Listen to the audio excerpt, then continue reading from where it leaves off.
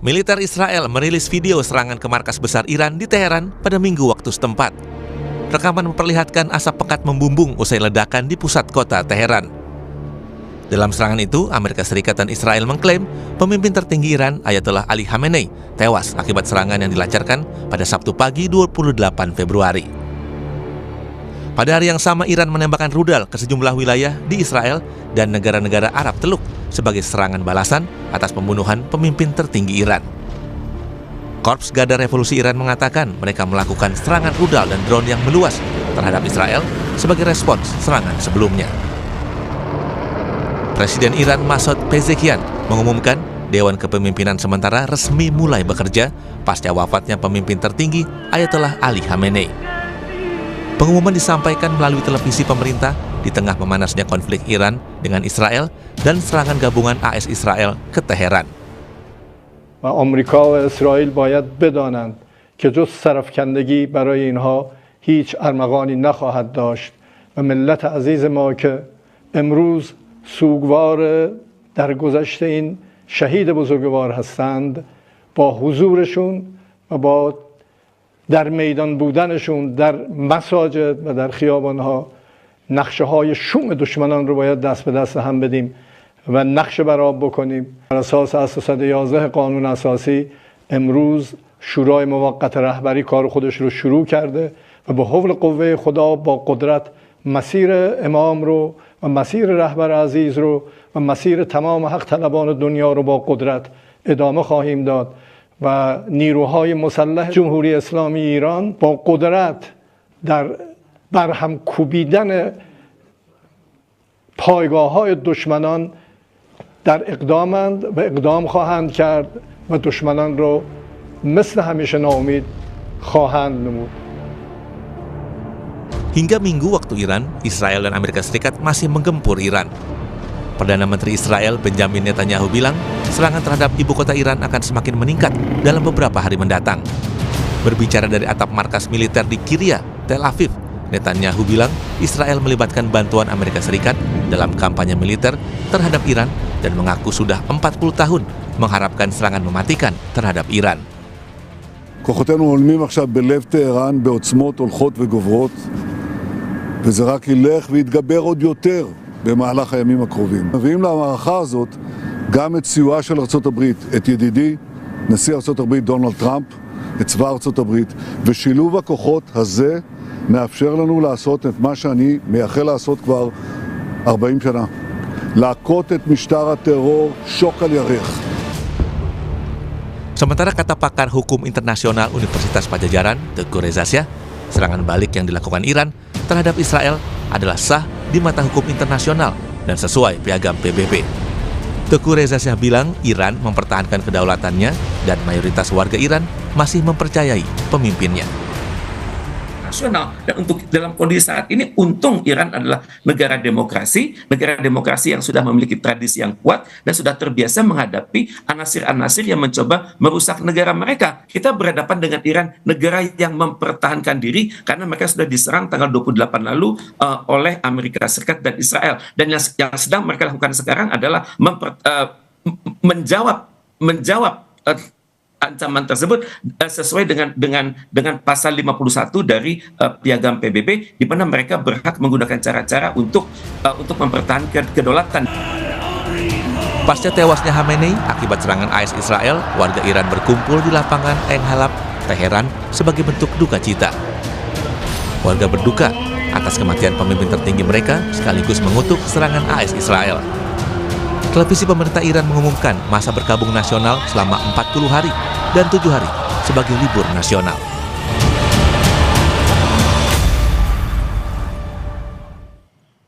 Serangan Israel Amerika Serikat ke Iran pada Sabtu lalu menewaskan pimpinan tertinggi Iran Ayatollah Ali Khamenei.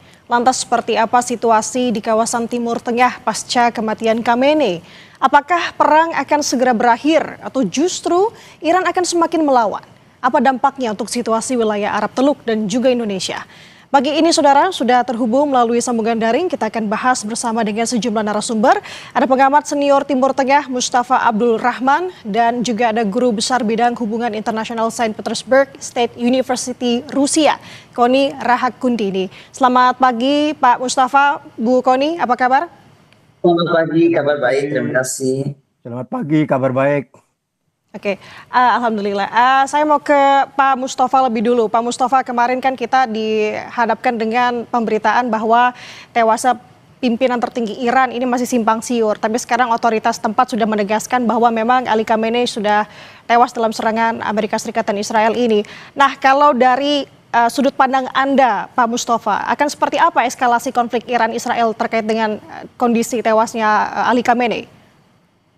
Hampir dipastikan ya, setelah tewasnya pemimpin tertinggi Iran Ali Khamenei, maka akan ada eskalasi seperti banyak atau sering ditegaskan oleh pemimpin Iran sendiri dan juga loyalis-loyalisnya yang ada di luar Iran seperti di Lebanon, di Irak, bahwa Iran harus melakukan aksi pembalasan yang semaksimal mungkin atas tewasnya Ali Khamenei ini. Kebetulan tadi malam saya mengikuti wawancara Menteri Luar Negeri Iran Abbas Araqchi dengan stasiun televisi Al Jazeera. Abbas Araqchi yang selama ini disebut atau dikesankan sebagai sayap moderat dalam pemerintahan Iran, tadi malam dia sangat tegas ya, sangat marah atas di mana Israel dan Amerika mengambil keputusan untuk membunuh Ali Khamenei. Dia mengatakan bahwa Iran berhak melakukan pembalasan dan pembalasan ini akan dilakukan semaksimal mungkin ya, dan itu pun juga disampaikan oleh Presiden Iran Masoud Pezeshkian dalam wawancara dengan CNN tadi malam juga, bahwa dia berjanji akan melakukan pembalasan semaksimal mungkin atas kematian Ali Khamenei. Dan ini tentu terkait tidak hanya harga diri ya, tapi juga konsumsi domestik Iran, di mana ketika berita sudah positif atas tewasnya Ali Khamenei, betapa banyaknya rakyat Iran berduyun-duyun ke lapangan terbuka di Teheran, di Mashhad, di Qom ya, dan di Isfahan. Dia tidak peduli lagi kalau negaranya dalam keadaan perang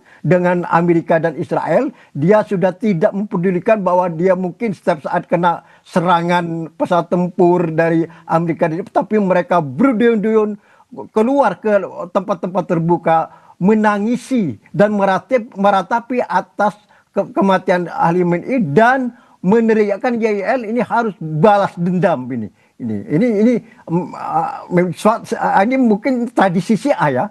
Tradisi Syiah memang begitu, kalau sudah seorang pemimpinnya sudah tewas ya, mereka tuh sudah seperti ada gerakan semacam gerakan bunuh diri atau gimana lah ya. Jadi ini akan terjadi eskalasi ya. Bagaimana bentuk eskalasi tersebut ya, kita lihat kan sudah serangan Iran terhadap sasaran Israel maupun Amerika ini dalam sejak hari Minggu kemarin ya, hari Minggu sekarang Senin, ada eskalasi ya di Tel Aviv ya. Kemudian ada salah satu rodar sudah mencapai Siprus ya.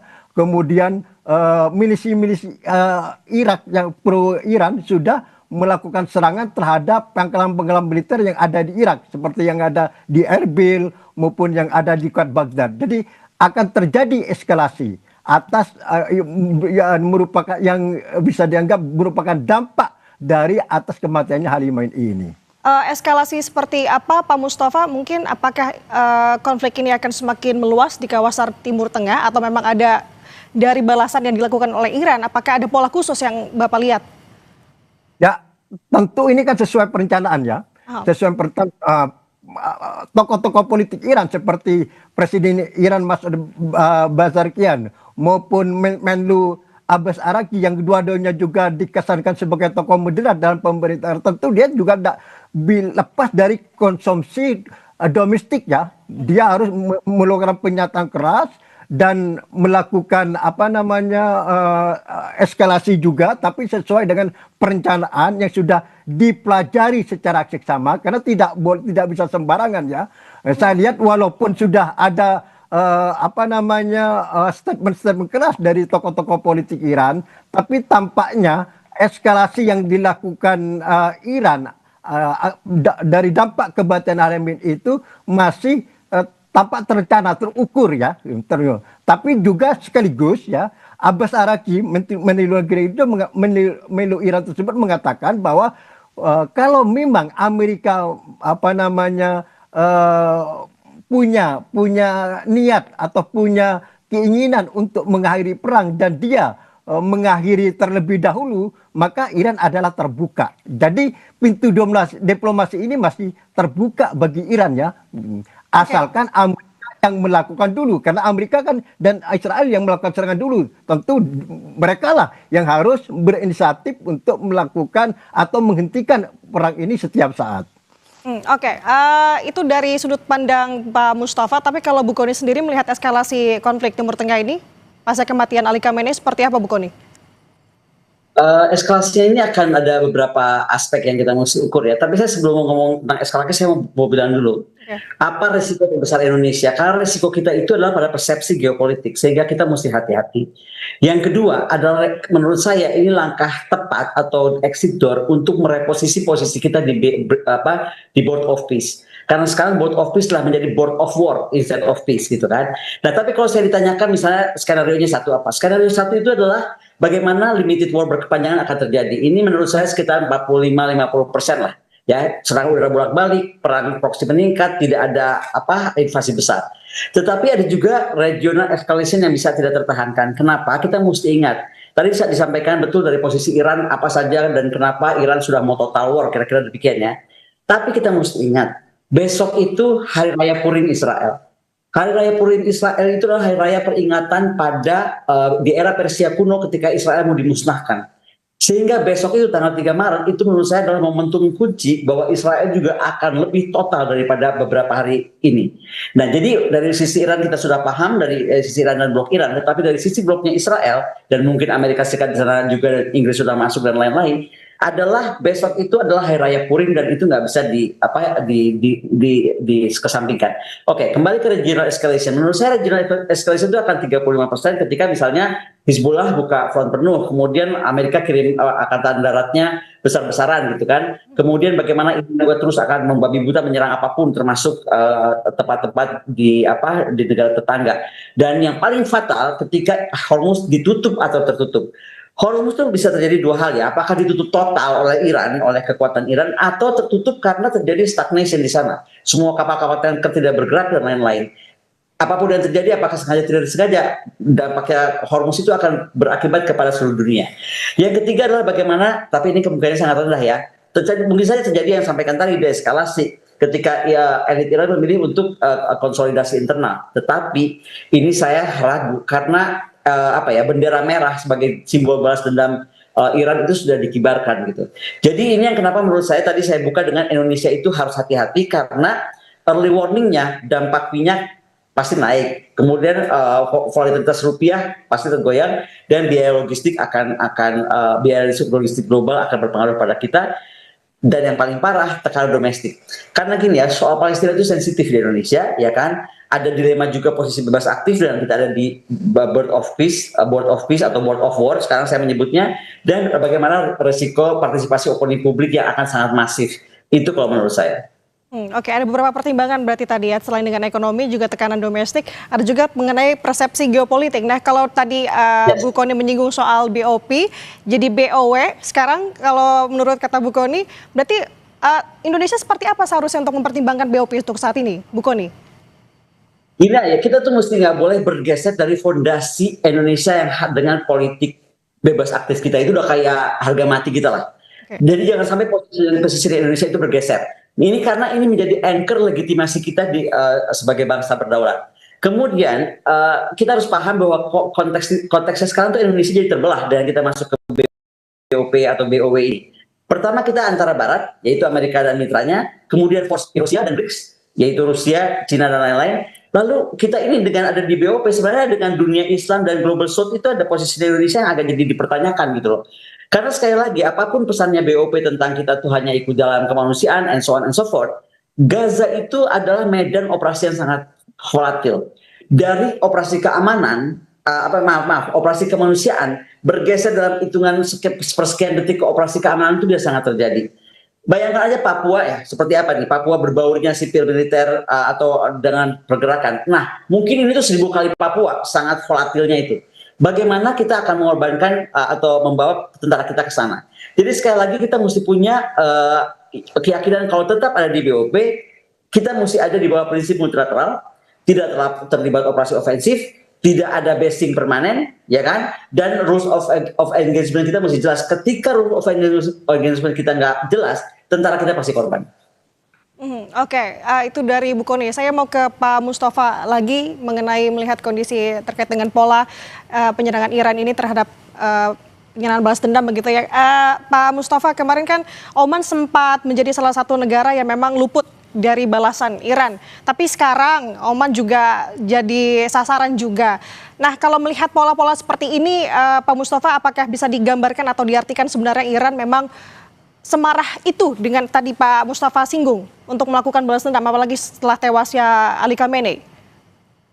Ya, sebetulnya Iran melakukan serangan atas sasaran militer Amerika yang berada di berbagai tempat di Timur Tengah ini, itu kan sejak hari pertama ya, kemudian lanjut ke hari kedua yaitu hari Minggu ya, sekarang ke hari ketiga ya, hari Senin ya, Qatar, Kuwait, dan terakhir juga Oman, dan juga diberitakan bahwa Iran sudah meluncurkan rudal balistiknya ke arah kapal Indo Amerika Abraham Lincoln. Nah, dalam konteks ini Menlu Iran Abbas Araghchi itu sudah melakukan komunikasi dengan pemimpin Qatar, Kuwait, Arab Saudi, kemudian Oman juga tentunya ya, dan Mesir ya, bahwa apa yang dilakukan Iran dengan meluncurkan berbagai model rudal balistiknya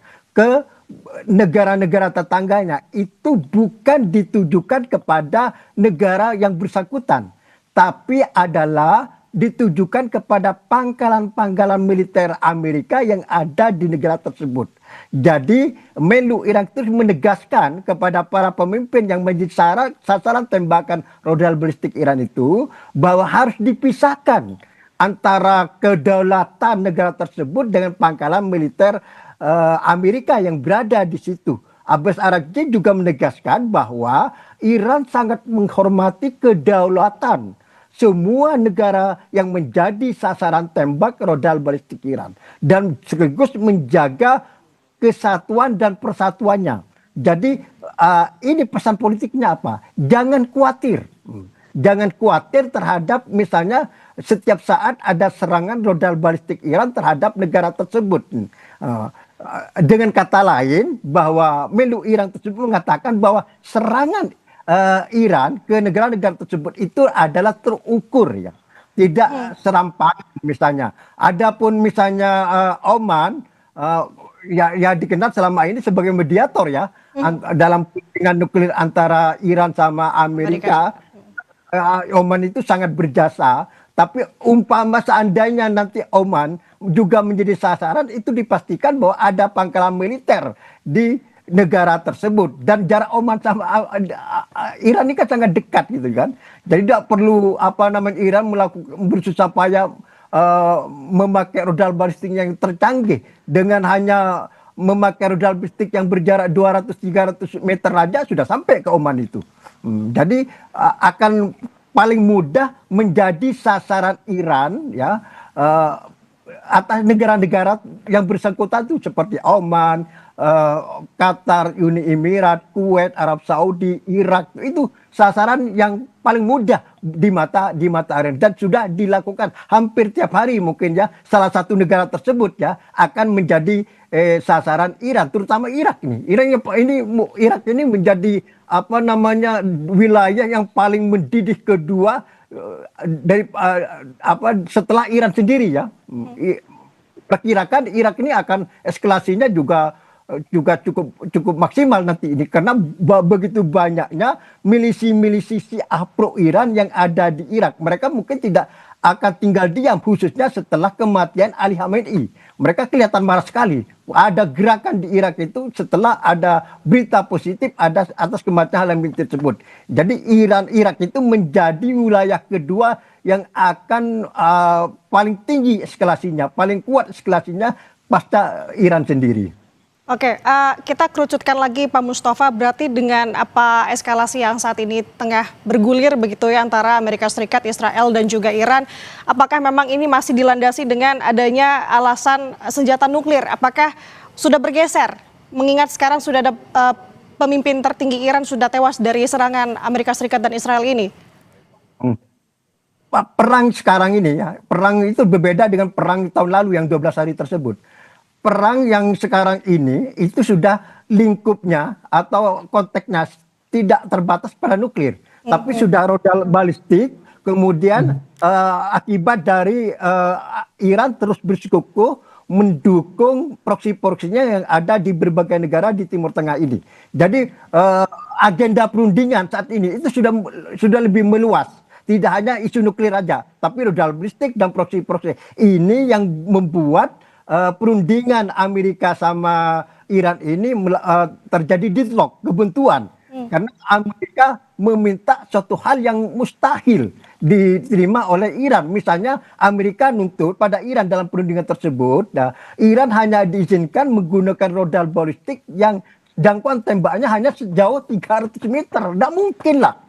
Iran itu sekarang sudah punya rudal balistik, sudah jangkauan tembaknya mencapai 2000, melebihi wilayah Israel tersebut. Nah, ini yang menjadi perundingan tersebut menjadi buntu. Jadi sudah meluas. Bahkan sekarang Israel sudah terang-terangan bahwa perang ini tujuannya adalah perubahan rezim, ya. Perubahan rezim ini juga menjadi suatu yang menjadi tidak mudah perang ini. Okay. Kalau memang bersikukuh Israel dan Amerika untuk melakukan perubahan rezim, ini perang ini adalah akan lama. Cuma sekarang perubahan rezim ini ukurannya seperti apa?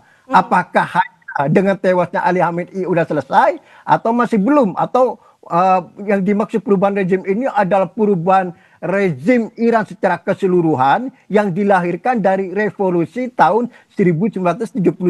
Okay. Kalau yang pertama yang jadi sasaran udah selesai, Ali Khamenei sudah tewas. Tinggal sekarang bagaimana Donald Trump mengambil inisiatif untuk melakukan gencatan senjata. Tapi kalau yang kedua, perubahan secara keseluruhan, ini perang akan berkepanjangan yang tidak tahu sampai kapan. Oke, yang saya tangkap ada unsur kekuatan di sini. Nah, saya mau bergeser ke Bu Kony. Bu Kony, kalau misalkan terkait dengan perbandingan kekuatan, katakanlah di sini untuk militer antara Iran dan juga Israel, kalau situasi semakin memanas, apakah ini sepadan ataukah ada sudut pandang lain dari Bu Kony?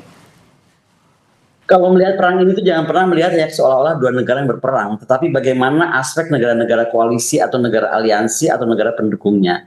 Jangan lupa Iran itu sangat dekat dengan Rusia, Iran itu sangat dekat dengan Cina juga gitu kan, dan beberapa negara Global South. Nah ini kemudian tadi kenapa saya pembukaannya saya itu dengan Indonesia tuh posisinya harus sangat berhati-hati dan sangat harus kembali kepada jiwa kita yaitu non-alignment, dan kenapa saya sarankan untuk kita segera menjadikan momen itu exit door kita dari BOP karena posisi kita tuh akan sangat rentan gitu. Kita tadi sudah bilang kan kita terbagi dalam tiga poros nih. Gimana kita bisa memainkan poros itu dengan sempurna di tengah sekali lagi ketika kita terlibat dalam BOP. Posisi tentara kita itu nggak secure menurut saya. Jadi kita mesti sangat hati-hati di sana. Yang kedua, kita mesti ingat bahwa kalau dampaknya ini akan ke dalam negeri ya. Ini yang menurut saya mungkin lebih kita harus concern juga.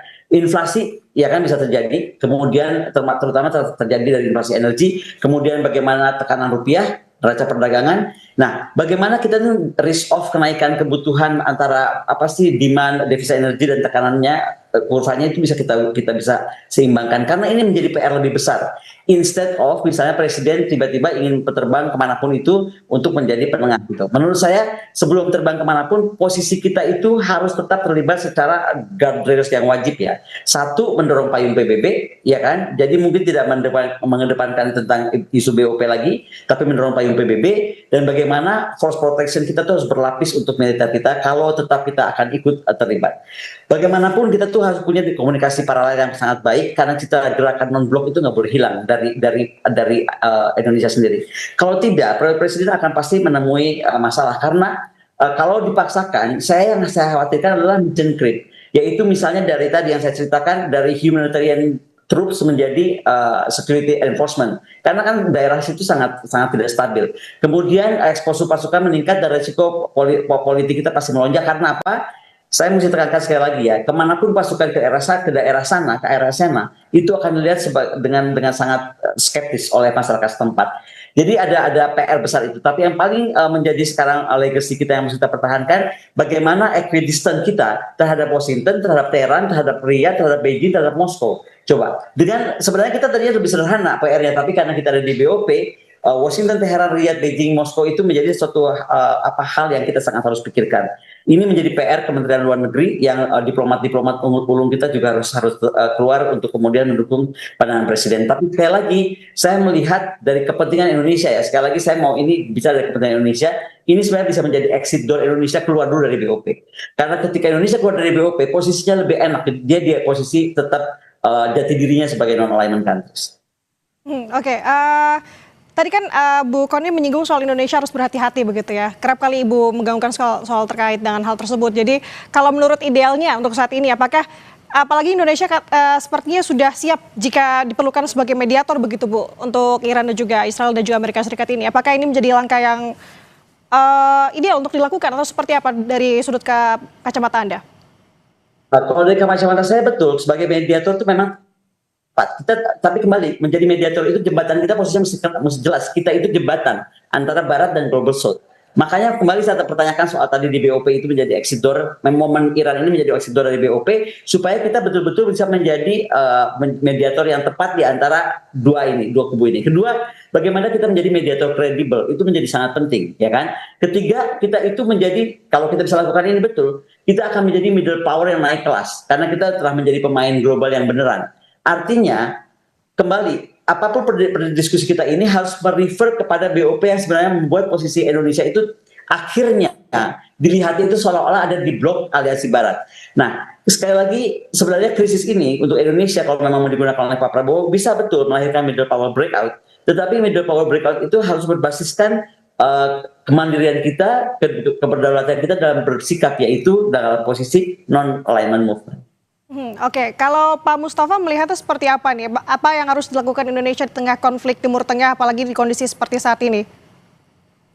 Ya, tentu ini situasi sedang rumit ya, sedang rumit. Sebetulnya kalau memang ingin mengakhiri perang ini kan tidak sulit-sulit banget ya. Yang penting ada political will. Ini khususnya dari Trump. Jadi Trump bisa melakukan seperti pada perang tahun lalu 12 hari, tiba-tiba Trump berinisiatif untuk melakukan supaya perang ini segera diakhiri, ini berakhir ya. Nah, perang ini pun ya, seperti saya katakan tadi, Menlu Iran Abbas Araghchi itu sudah membuka pintu. Artinya sudah memberi pesan politik kepada Trump khususnya dan Barat pada umumnya ya, bahwa perang ini setiap saat bisa berakhir asalkan mereka yang mengambil inisiatif, seperti juga yang terjadi pada perang tahun lalu. Ini kan sebetulnya pesan politik yang sangat positif. Tinggal sekarang keputusannya adalah di tangan Amerika dan Israel ya. Kalau mereka masih terus melanjutkan perang ini dengan tujuan tadi itu adalah mengubah rezim Iran yang dilahirkan dari revolusi tahun 1979 secara keseluruhan, ini semakin sulit, semakin tipis kemungkinan perang ini adalah berakhir dalam waktu dekat. Tapi kalau yang dimaksud perubahan rezim itu hanya kematian Ali Khamenei sudah meninggal. Sekarang tinggal ditunggu waktunya yang tepat, khususnya untuk Trump untuk berinisiatif ya.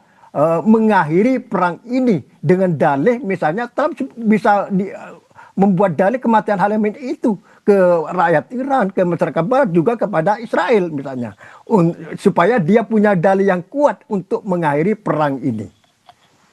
Oke, berarti kalau dari Anda melihat konflik atau eskalasi Timur Tengah ini, apa yang bisa menjadi hal untuk bisa meredakan, Pak Mustafa, selain memang dari Trump itu sendiri? Apakah mungkin ada langkah lain?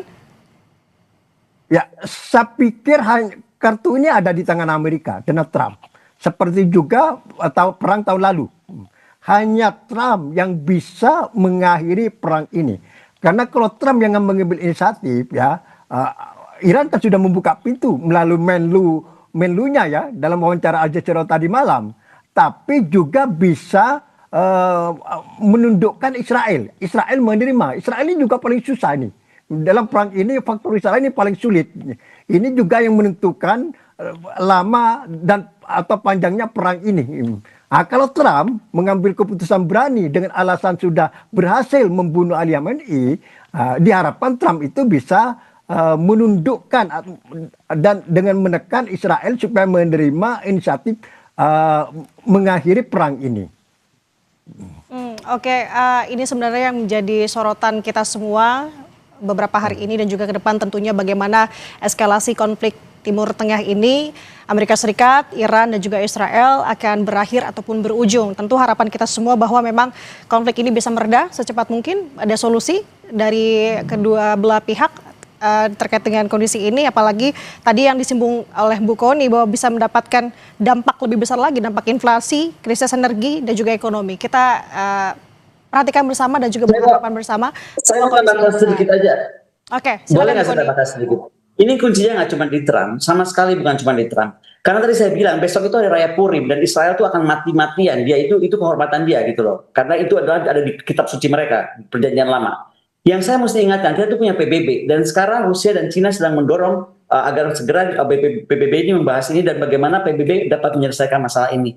Jadi saya sih nggak terlalu sepakat kalau seolah-olah kunci dari dewa semua itu adalah Trump. Karena Trump is not as powerful as is gitu loh. Jadi kita mesti sangat hati-hati melihatnya. Tapi yang paling penting, eskalasi bisa sangat meningkat ketika eskalasi maritim, terutama di Hormuz terjadi. Kemudian kematian massal, kita nggak tahu di negara Teluk yang salah sasaran, airport-airportnya sudah diserang, ya kan, tempat-tempat strategis sudah diserang, dan bagaimanapun juga adalah infrastruktur energi Teluk itu terdampak. Jadi sekali lagi ini tidak masalah hanya Trump atau hanya Netanyahu. Ini sudah sangat kompleks sehingga kita harus menunggu bagaimana juga reaksi Rusia dan reaksi Cina di PBB dan apa yang akan dilakukan Rusia dan Cina atas kejadian ini. Oke, Bu Kony, singkat saja, saya punya satu pertanyaan lagi terkait dengan kondisi Iran saat ini dengan kekuatannya, apakah memang diperlukan untuk bantuan Cina dan juga Rusia khususnya? Tanpa diminta pun saya rasa kita udah akan tahu betul bahwa Rusia dan Iran, Cina dan Iran sangat dekat. Mereka itu rekan seperjalanan. Contoh, ketika Rusia mengalami kesulitan panjang dengan beberapa tahun terakhir ini setelah Ukraine-Russia War, siapa yang bantu? Banyak hal kedekatan dengan Iran. Maka Rusia itu negara yang paling tahu berterima kasih dan bertanggung jawab kepada saudaranya. Saya rasa direct or indirectly, terbuka atau tidak terbuka, Rusia akan mendorong penuh Iran dan membantu Iran. Oke, terima kasih atas pemaparan yang luar biasa hari ini. Dua narasumber bersama dengan saya, pengamat senior Timur Tengah Mustafa Abdul Rahman, dan juga guru besar bidang hubungan internasional St. Petersburg State University Rusia, Kony